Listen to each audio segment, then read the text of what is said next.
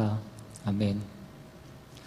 말씀 보겠습니다. 오늘 말씀은 신명기 27장 11절로 26절까지 말씀입니다. 신명기 27장 11절로 26절까지 말씀 같이 보겠습니다.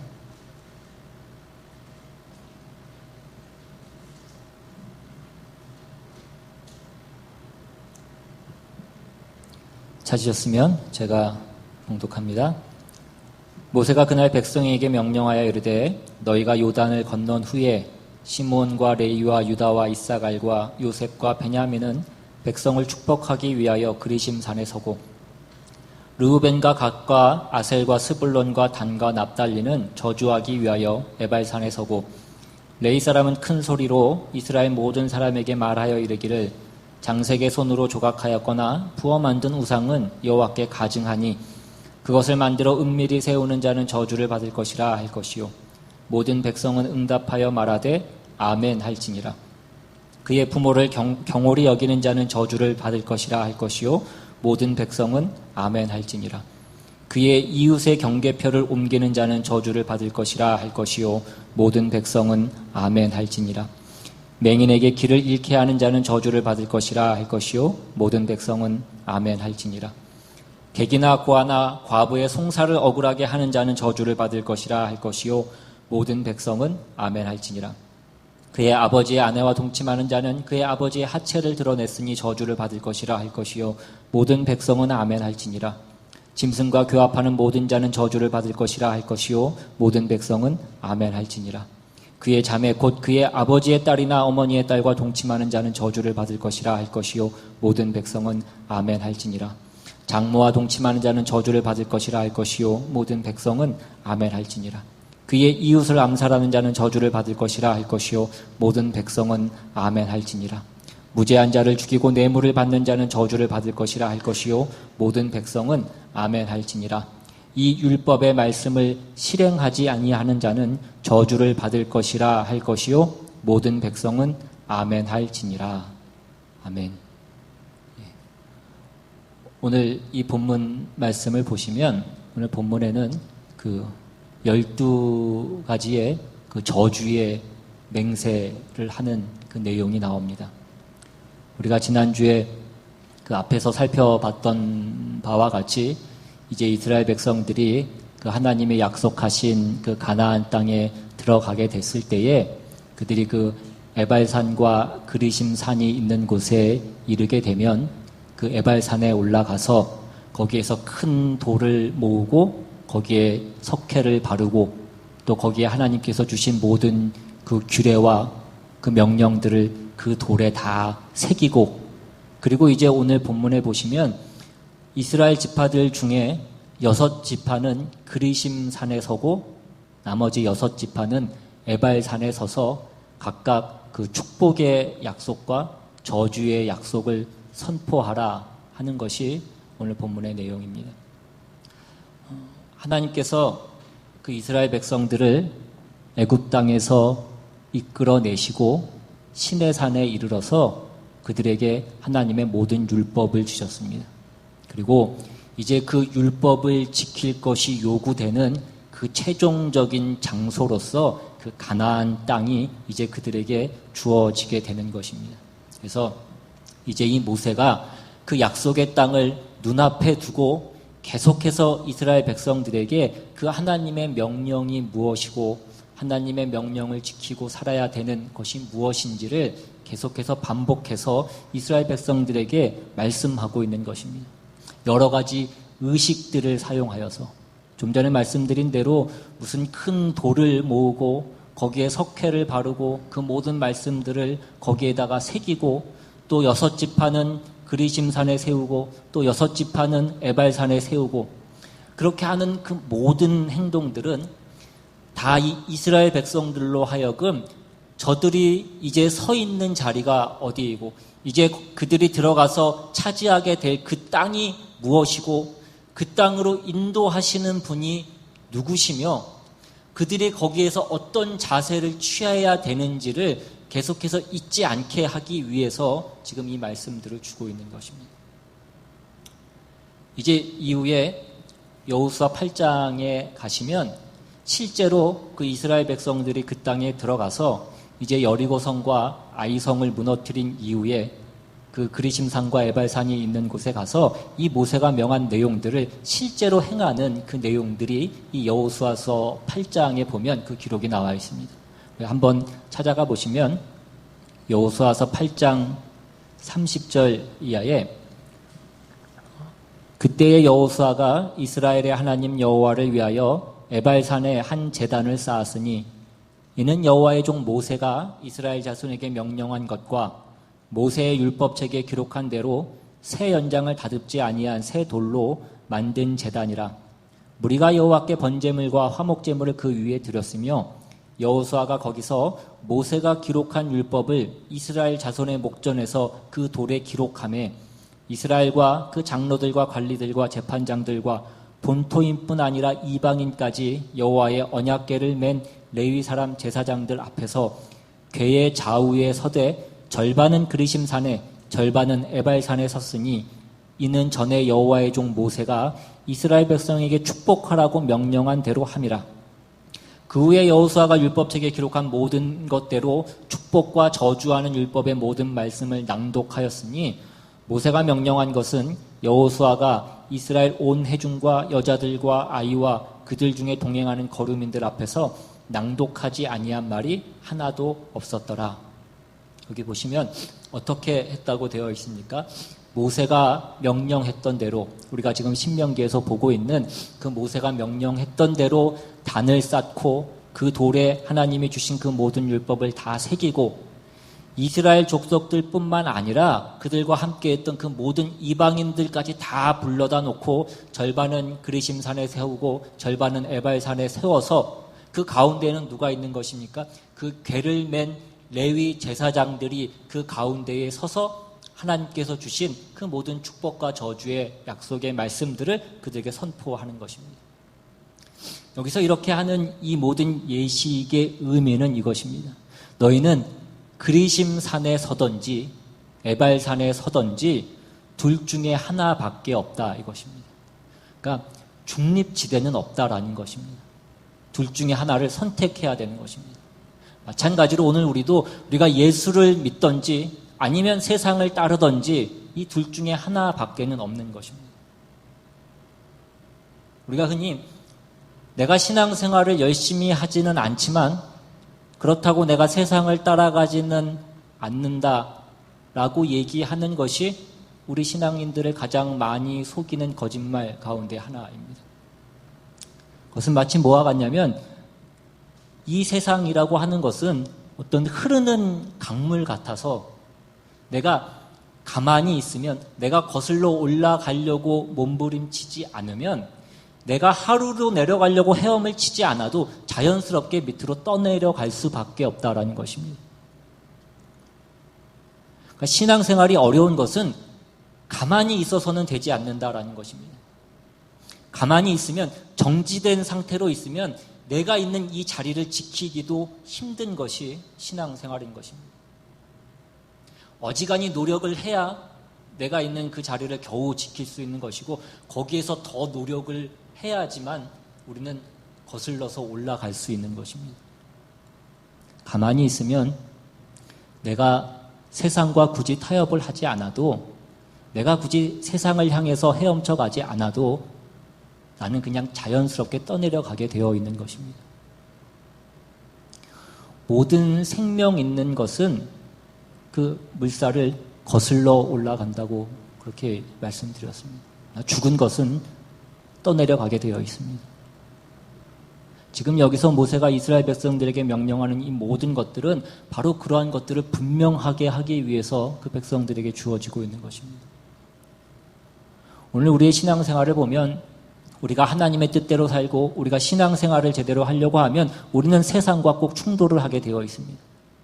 우리의 어떤 개인적인 욕심과 어떤 개인적인 안락을 거스르게 되어 있다는 것입니다.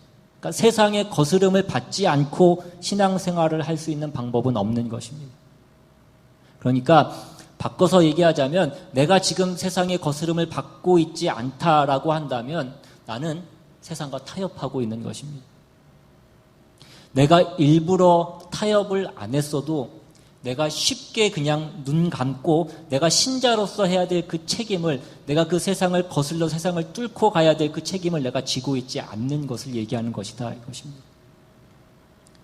그것은 단순히 우리가 말씀 보고 기도하고 전도하는 것을 얘기하는 것이 아니라고 늘 말씀을 드렸습니다. 그것은 우리가 하나님 앞에 서는 것이고 하나님만을 내가 주인으로 모시고서 사는 것을 얘기하는 것입니다. 세상은 자기를 위해서 살고 또 모든 사람들을 그렇게 살도록 만드는 것입니다. 그러나 우리는 남을 위해서 살도록 되어 있습니다. 하나님을 사랑하는 것이 내 이웃을 사랑하는 것으로 나타나도록 그렇게 되어 있고, 내가 손해를 보면 볼지언정 다른 사람을 손해보게 하도록 그렇게 되어 있지 않다라는 것입니다. 물론 우리가 남 좋게만 그렇게 하면서 살아갈 수 없고, 우리가 손해만 보면서 우리가 사업을 할 수는 없습니다. 내 것을 다 내어주고 우리의 가정을 지킬 수는 없습니다. 그 얘기를 하는 것이 아니라 이것은 내가 하나님의 사람으로 사느냐 아니면 내가 내 자신을 주인으로 모시고 사느냐 하는 그 얘기를 하고 있는 것입니다. 내가 하나님의 사람으로 성실하게 살고 내가 성실하게 살아서 내가 가진 것들로 내 이웃들 앞에 책임 있는 그 빛과 소금의 직분을 감당하고 있는가? 어떤 그 영적인 영향력과 어떤 그 영적인 그늘과 그 영적인 피난처를 제공하고 있는가 하는 그런 얘기들을 하는 것입니다. 그리고 이제 조금 더 나아가서 오늘 본문에서 우리가 조금 더 눈여겨봐야 될 것은 여기 나온 이 12가지의 그 약속, 그 12가지의 그 맹세의 내용들이 전부 다 저주에 관한 말씀들이라는 것입니다. 이제 오늘 본문 뒤에 그 28장에 가시면 거기에 가면 이제 길게 그 축복의 약속들이 나오고 또 이어서 그 저주의 약속들이 또한 길게 그렇게 나오게 되는 것을 우리가 보게 됩니다. 그런데 이제 그에 앞서서 오늘 본문에서는 그 모든 내용들을 대표하여서 말씀하고 있는, 먼저 주어지고 있는 그 약속으로서 그 모든 내용들이, 그 모든 맹세의 약속들이 저주에 관한 약속들을 하나님께서 먼저 주시고 계시더라는 것입니다. 왜 그러냐라는 것입니다. 왜 저주의 약속, 그 저주의 맹세를 하게 하시느냐라는 것입니다. 여러분이 여러분 자녀를 기를 때도 보시면 자녀들에게 어떤 그 자녀들의 행복과 자녀들이 행복해지는 것을 목표로 해서 그 자녀들을 가르칠 때에 그 자녀들에게 너 내 말 잘 들으면 내가 무엇을 해주겠다라는 것이 더 많으십니까? 아니면 너 내 말 듣지 않으면 아주 혼날 줄 알아라 라는 그런 얘기를 할 때가 더 많으시냐라는 것입니다. 잘 생각해 보시면 아마 후자가 더 많으실 것입니다. 왜 그렇습니까? 못할 가능성이 더 많은 조건 속에 우리의 자녀들이 있다는 것을 우리가 알기 때문에 그렇다는 것입니다. 이렇게 하면 너 복받고 너 아주 훌륭해진다, 이 말로 열심을 내고 분발을 하는 사람들은 별로 없습니다. 너 이 말 안 들으면 아주 예, 제가 여기서 하기에는 적당하지 않아서 더 길게 얘기는 하진 않겠지만 너 내 얼굴을 잘 보고 내 눈빛을 한번 잘 봐라. 마지막 경고다. 이번에도 듣지 않으면 우리는 그런 말을 들어야지만 어쩔 수 없이 가게 되는 어떤 그런 존재들이더라는 것입니다. 우리가 행하는 신앙 중에 우리가 어떤 적극적이고 긍정적인 차원에서 우리의 신앙이 열심을 내고 우리의 신앙이 유도되고 보호받고 하고 그런 것보다 제 수준에서 볼 때에도 부정적인 어떤 내용들과 어떤 부정적인 경고로 인하여서 내 신앙이 인도되고 내 신앙이 보호받는 경우들이 더 많더라는 것입니다. 이렇게 하면 하나님께서 가만 놔두지 않으실 거야 라는 그 얘기가 오늘 우리의 신앙을 훨씬 더 많이 지켜주고 있더라라는 것입니다.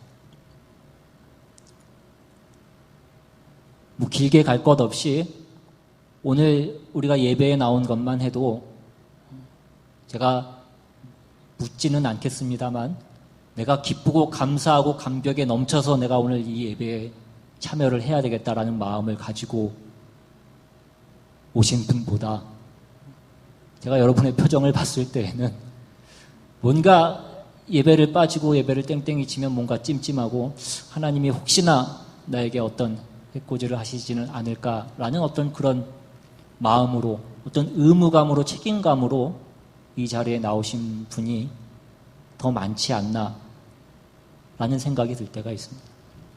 아닐 수도 있지만 제가 여기서 보는 여러분들의 표정을 볼 때에는 그 편이 더 많지 않나. 찬양을 하실 때도 보면 어찌나 그 신나고 기쁜 찬양을 어떠나 그렇게 슬프고 힘없게 하시는지, 주는 나의 힘이온데 어떻게 그렇게 힘없이 그 찬양을 하실 수 있는지.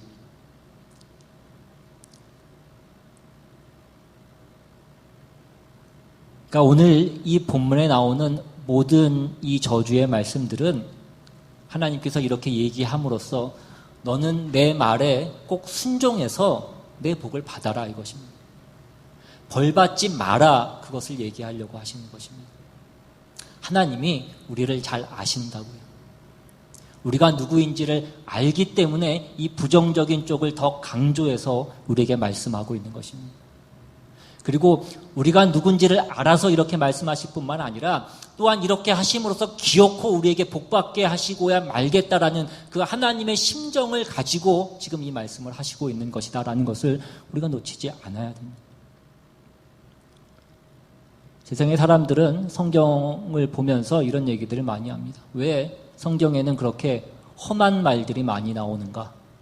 구약에 있는 내용들만 봐도 무슨 지옥이라든지 죄라든지 죽음이라든지 무슨 진멸이라든지 왜 이런 얘기들이 많이 있고 그냥 그런 얘기들 말고 사랑이니 평화니 행복이니 어떤 자비니 긍휼이니 은혜니 이런 말들만 하면 되지 않겠냐라는 그런 얘기들을 합니다.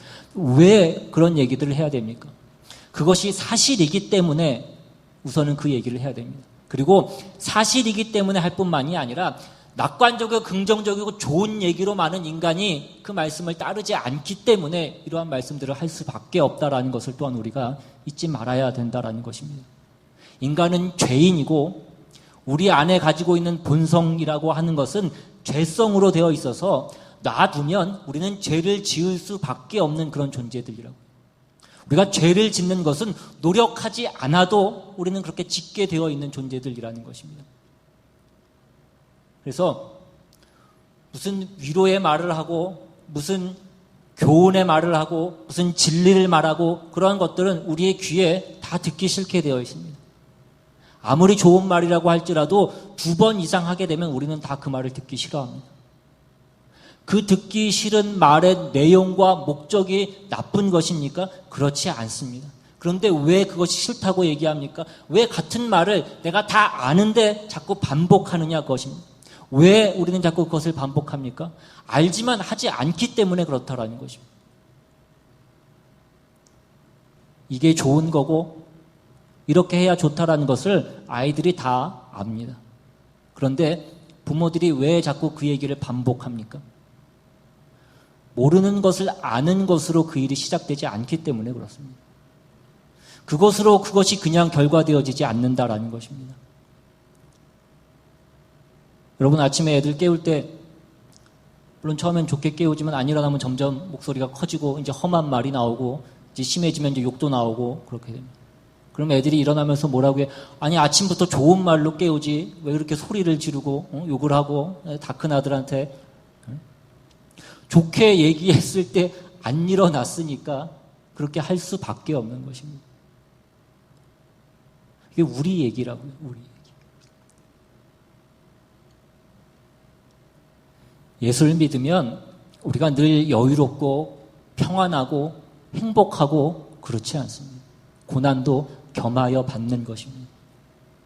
예수님이 이 세상에 오셨을 때에도 세상에서 배척당하셨습니다. 산다는 건 그렇게 간단하지 않더라라는 것입니다. 이 세상이 중립지대가 아니라 이 세상은 죄가 통치하는 곳이라 이것입니다. 죄는 사람이 가만히 있는 꼴을 그냥 놔두고 보지 않습니다. 사람을 부패시키고 그 사람을 꼬드겨서 다른 사람을 망치게 하고 자기 스스로도 망치게 하는 것이 죄라는 것입니다. 그 일을 우리에게 매일 시킨다고. 우리의 자존심을 사용하기도 하고 우리의 열등감을 사용하기도 하고 우리의 비열함을 사용하기도 하고 때로는 너무 잘나서 너무 가진 것이 많아서 그렇지만 또 때로는 너무 없어서 가진 것이 없어 너무 못나서 그 모든 것이 핑계가 될 수 있다는 것입니다. 우리 안에 선한 것이 없다고요. 하나님께서 우리를 죄 안 짓고 하나님을 따라서 복 받게 하시려면 죄 짓는 길로 가는 쪽에다가 그 철조망을 12겹을 둘러서 우리가 그 길로 가는 것을 막으실 수밖에 없는 것입니다. 그리고 그 철조망에 찔리면 얼마나 아픈가를 우리에게 매일매일 가르치시고 매일매일 말씀하시더라는 것입니다. 그 철조망을 보기만 해도 내가 저리로 가면 안 되겠구나 라는 그 생각이 들 수 있도록 하나님께서 그렇게 하시는 것입니다. 여러분, 우리가 이 세상에서 살면서 사람들이 세우는 어떤 규칙과 법이라고 하는 것은 자기들이 살기에 좋은 우리가 함께 지키고 함께 어떤 유익을 누리기 위하여서 세우는 모든 어떤 규칙과 규범들입니다. 그러나 오늘 성경이 말씀하고 있는 이 모든 내용들은 성경에서 얘기하는 이 모든 규칙과 규범이라고 하는 것은 어떤 우리가 사회생활 하는 데 필요한 어떤 그런 규칙 정도를 얘기하는 것이 아니라 우리에게 복 주시기를 기뻐하시는 그 하나님이 하나님의 백성에 적합하도록 그분이 요구하시고 그분이 기뻐하시는 쪽으로 갈 수 있도록 우리가 하나님 앞에 벌 받는 쪽으로 가지 않도록 하기 위해서 주시는 모든 그 법과 규칙인 것, 거기에 그 모든 목적이 있더라라는 것입니다. 그래서 여기에 나오는 어떤 그 모든 하나님이 주시는 명령들은 어떤 권위에 대한 그 질서고 권위에 대한 명령인 것입니다. 누가 너희의 주인이고 누가 너희의 하나님인가를 너희가 알라 이것입니다. 하나님이 이 모든 법을 제정하셨고 하나님이 우리에게 이것을 요구하신다 이것입니다. 이것을 어기면 너희가 하나님 앞에 벌 받는다 이것입니다.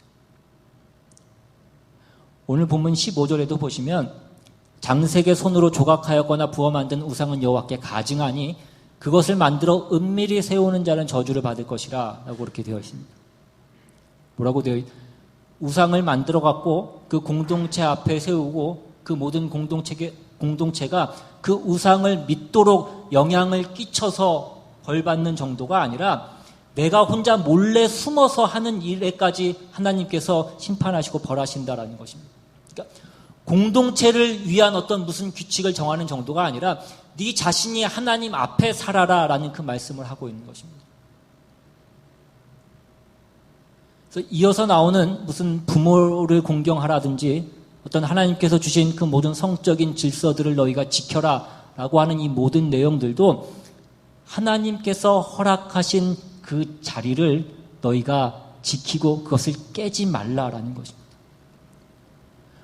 자녀가 부모에게 효도를 한다라는 것은 그 부모가 효도를 받을 만한 자격이 있느냐 없느냐 그것을 따지는 것이 아닙니다. 그 부모를 누가 허락했느냐를 기억하는 것입니다. 성적인 질서를 지킨다라는 것은 하나님께서 우리에게 주신 그 부부라는 관계를 깨지 않는 것에서 그 모든 것이 허락되는 것입니다. 그러니까 그 관계를 깨는 것은 어떠한 선에서도 그 성적인 관계는 허락되지 않는 것을 성경이 얘기하고 있는 것입니다. 그러니까 이러한 모든 내용들은 누가 우리 존재와 어떤 우리의 생명과 우리의 거룩과 의의 주인이신가를 너희가 알라라는 그 말씀을 하고 있는 것입니다. 그래서 오늘 본문 내용을 조금 더 살펴보시면 17절에는 무엇이 나오면 그의 이웃의 경계표를 옮기는 자는 저주를 받을 것이라. 18절에는 맹인에게 길을 잃게 하는 자는 저주를 받을 것이라. 19절에는 객이나 고아나 과부의 송사를 억울하게 하는 자는 저주를 받을 것이라 이렇게 되어 있습니다.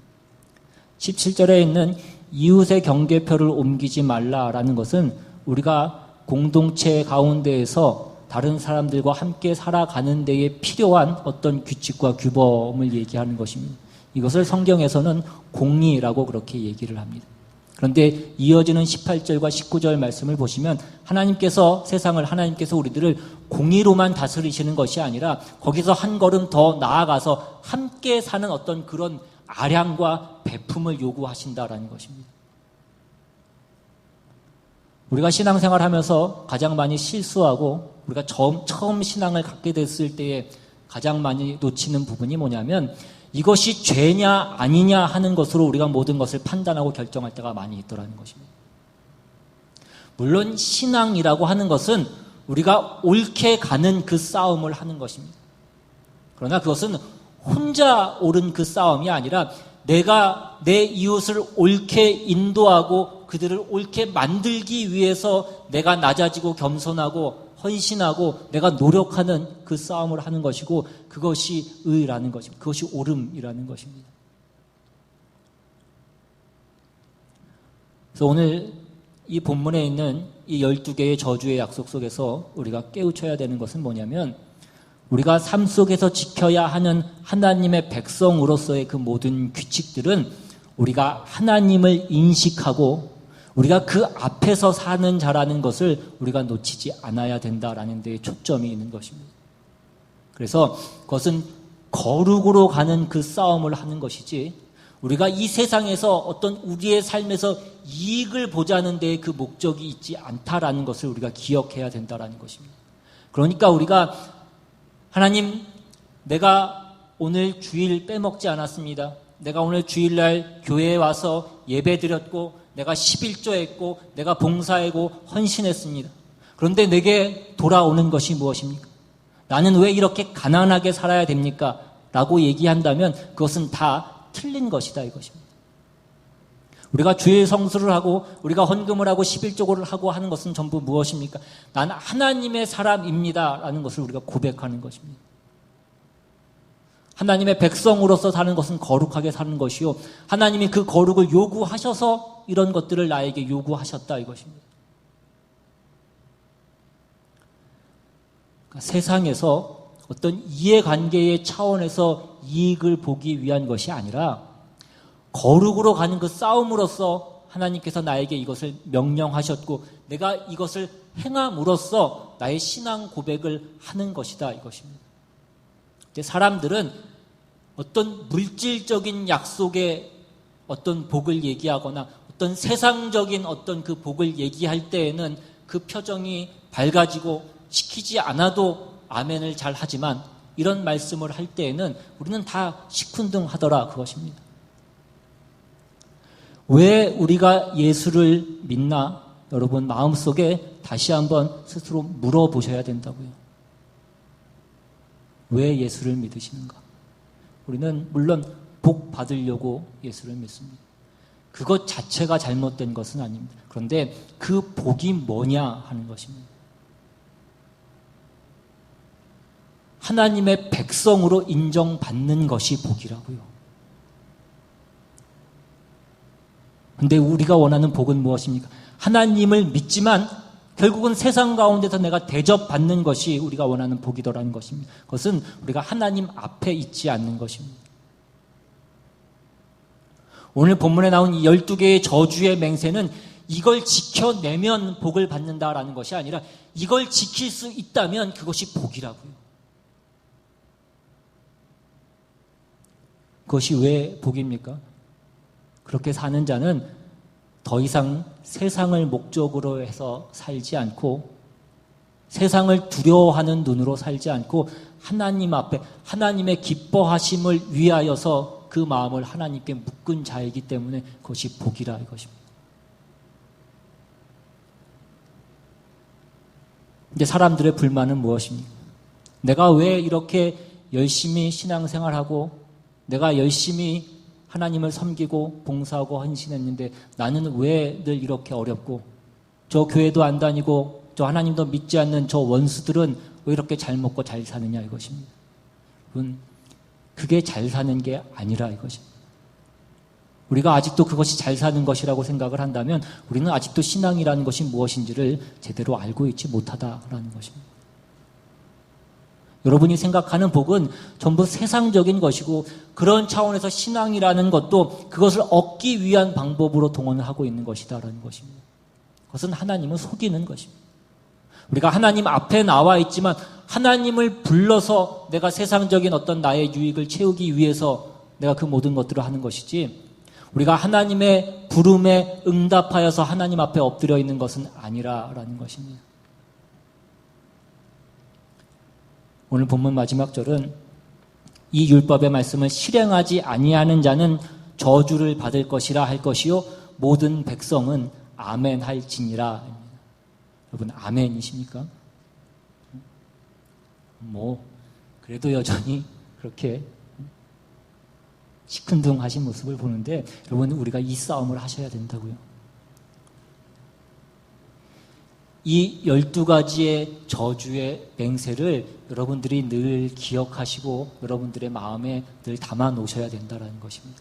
여러분들의 마음이 세상을 향해서 가고 세상으로 쏟아질 때에 내가 예수를 그렇게 열심히 믿었는데 예수 믿은 보상이 무엇이냐라는 어떤 우리의 믿음이 어떤 하나님에 대한 예수님에 대한 그 배신의 마음에 들 때에 여러분이 이 생각을 하셔야 된다는 것입니다. 내가 무엇에 아멘을 하고 있는가 여러분 그것을 물어보셔야 되고 그것을 점검하셔야 된다. 내가 무엇을 기대하고 있고 내가 무엇을 목표로 해서 하나님 앞에 나왔고 내가 믿는다고 그렇게 외쳤는지 여러분 스스로 점검해 보셔야 된다는 것입니다. 여러분 우리의 자랑은 하나님의 말씀에 아멘 할 수 있는 것이고 그 하나님의 말씀대로 살 수 있는 것입니다. 우리는 이미 복 받은 자리에 있고 거룩한 자리에 있고 하나님의 부르심으로 말미암아서 세상 사람들과 다른 자리에 우리는 와 있는 것입니다. 우리가 이것을 놓치지 않아야 되고 이것을 기억하는 것이 너무나 중요하다는 것입니다. 매일 여러분들이 생각하셔야 됩니다. 내가 그리심산에 서 있는지 내가 오늘 에발산 위에 서 있는지 여러분들이 점검해 보셔야 된다고요. 내가 오늘 어디에 서 있는지 내가 잘 모르겠다라고 한다면 여러분들은 에발산에 서 있을 확률이 훨씬 더 높은 것입니다. 떠내려가고 있는 것이다라는 것입니다. 서두에도 말씀드렸지만 가만히 있으면 우리는 떠내려갈 수밖에 없습니다. 여러분들이 신앙생활을 하고 그 그리심산에 서 있으려면 우리가 발버둥 쳐야 된다는 것입니다. 온 힘을 기울여야 간신히 우리는 거슬러 올라갈 수 있고 아니면 우리 자리라도 지킬 수 있는 그 삶을 살아갈 수 있는 것입니다.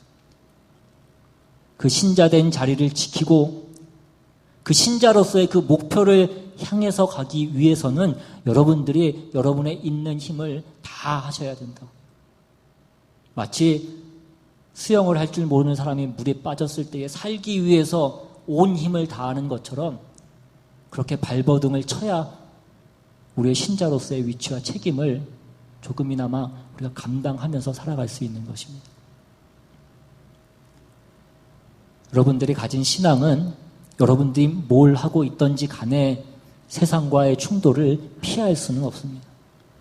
세상이 여러분을 유혹하고 시험하고 핍박하는 그 일을 늘 직면하도록 되어 있다는 것입니다. 우리의 죄의 문제를 해결하기 위해서 하나님이신 그 성자 예수님이 이 땅에 오셔서 십자가를 지시고 그 피를 흘리신 것처럼 우리의 신앙도 우리가 그저 기도하고 그냥 몽상하는 것으로 되어지지 않는다는 것입니다. 여러분들이 그렇게 사셔야 되는 것입니다. 매일매일 그 여러분의 삶을 하나님의 사람으로서 내가 존재하고 있는가? 내가 세상에 휩쓸려 가고 있는 것은 아닌가? 내가 세상에 압도되어 있는 것은 아닌가? 그러니까 늘 그것을 물으셔야 되고 거기에 맞춰서 부끄러운 자리에 서지 않도록 우리가 늘 애쓰고 노력하셔야 되는 것입니다. 처음에는 애를 써도 아마 떠내려갈 것입니다. 그러나 애쓰지 않고 노력하지 않고 그냥 가만히 있어서 떠내려가는 것과는 그것은 차원이 다른 것이다 이것입니다. 우리가 정말 하나님의 사람으로서 그 믿음과 거룩과 우리의 존재의 가치에 있어서 하나님의 사람이 되기 위해서 하루하루가 이러한 훈련과 이 자라남에 쌓아감이 있는 그런 우리의 인생이 되어야 될 줄로 믿습니다. 그래야 비로소 우리의 신앙 인생이 내가 20년 신앙생활했다, 내가 30년 신앙생활했다라는 것이 그것이 힘이 있는 것이고 그것이 가치가 있는 것입니다. 그렇지 않으면 내가 30년 신앙생활하고 내가 40년 신앙생활을 했어도 그냥 우리가 교패 가슴에 달고 성경책 가슴에 품고 그냥 바닥까지 떠내려가는 것과 아무런 다를 바가 없다라는 것입니다. 오늘 우리 말씀 가운데 오늘 우리의 신앙생활이 무엇인가? 내가 오늘 서 있는 자리가 어디이고 내가 오늘 어떤 말씀에 아멘을 하고 있는가? 다시 한번 점검하시고 우리의 신자로서의 그 자격과 우리 신자로서의 책임을 다시 한번 기억하셔서 그 신자의 영광과 그 감사와 그 기쁨을 풍성히 누리시는 저와 여러분 되시기를 주님의 이름으로 축원합니다. 시간 같이 찬양하고 같이 기도하기 원합니다. 오늘 시간 찬양할 때에 정말 이 찬양의 가사처럼 내가 가진 재물이 없고 내가 가진 지식이 없고 내가 건강이 있지 않고 내가 힘이 없고 그렇지만 내가 그 주님을 알았고 내가 그 주님의 자녀가 되었고 내가 그래서 이 예배의 자리에 있고 내가 그래서 하나님을 찬양할 수 있는 것에 내가 그것에 정말 감사하고 내가 그것에 정말 아멘을 하고 있는가 다시 한번 점검하시면서 우리 시간 같이 찬양하기를 원합니다.